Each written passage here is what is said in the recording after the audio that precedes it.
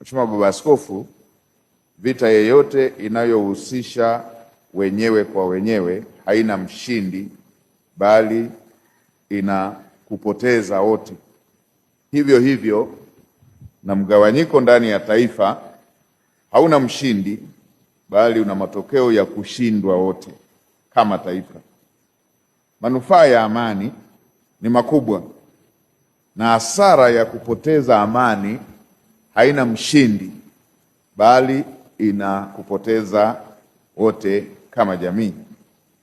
Manufaa ya amani ni makubwa na huleta maendeleo ya kiuchumi, huimarisha ustawi wa jamii na huwezesha kila mwananchi kushiriki kikamilifu katika kujenga taifa. Mheshimiwa Baba Askofu, bila amani na mshikamano hatuwezi kupata fursa hata za kuabudu.